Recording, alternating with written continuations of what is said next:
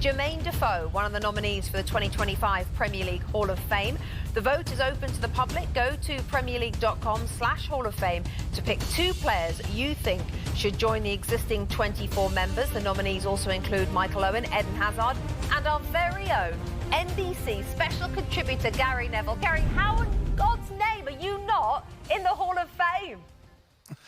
There are far better players than me that when I look through the list of the last 4 or 5 years, I didn't feel I should be in front of them. In fact, I don't think I'll even make it this time, Rebecca. Good diplomatic answer. Right, I want to talk about the Manchester City goalkeeping situation. A little bit later on, of course, it's the Manchester derby. We were just talking to David Ornstein about it.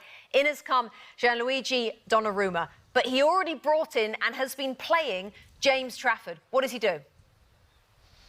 I think he'll bin Donnarumma, and I don't think that I mean, whether he does it today or not, it's another matter, but I think Donnarumma will come in pretty quickly. It'll be a real shame for James Trafford, but there's just that element of watching him in the first few games of the season. I think he's made some great saves, but there's also an element of him not filling me with full of confidence. You know, that little bit of fear, that little bit of trepidation in his eyes, you can see.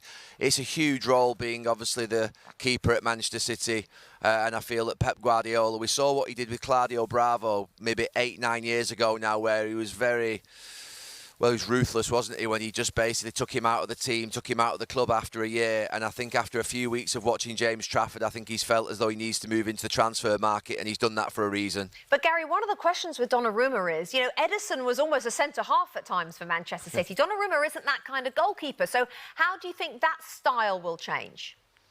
Yeah, Pep Guardiola has been absolute in respect of the fact that the goalkeeper has to build from the back. They have to be brilliant with their feet. Ederson was the very best I've ever seen at it. In fact, quite often I'd come up here to the gantry at City and just watch his warm-up because it was something in itself.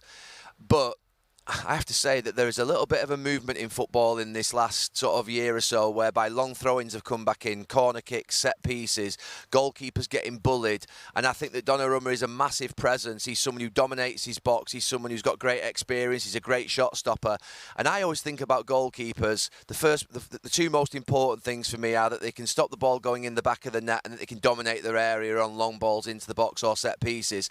The third thing then obviously is the playing out from the back. I think Pep Guardiola's got to a point now where he recognises he needs a dominant goalkeeper, and that's what Donnarumma is. James Trafford, not as much. Which takes me on to the Manchester United goalkeeping situation. Altay Bayındır, not dominant enough, is he, Gary?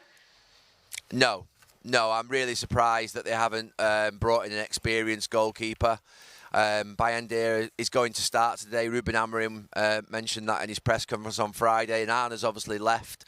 They brought the young boy in from Belgium, so look, I just don't think playing for Manchester United in goal is something that's for the faint-hearted. It's not for young people. It's for experienced people and for men. And I just feel that United are going to have problems in that position. And if United were to lose today badly and next Saturday against Chelsea, the manager will be under huge pressure. Just real quick, Gary, who do you fancy today?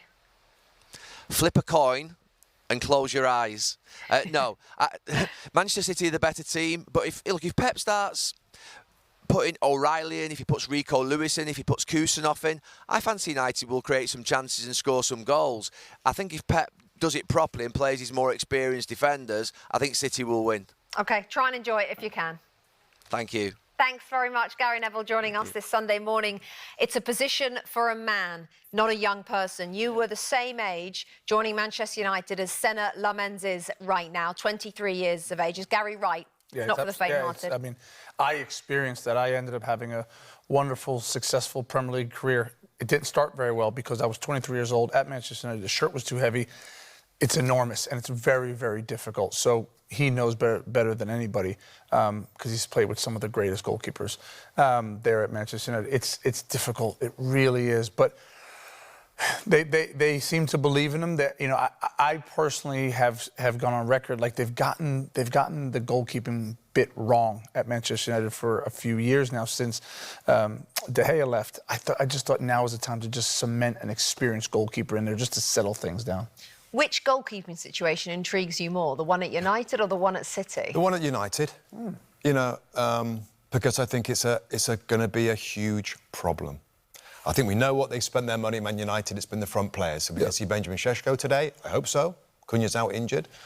But they haven't done enough to me to mitigate the problems of the centre midfield and the goalkeeper.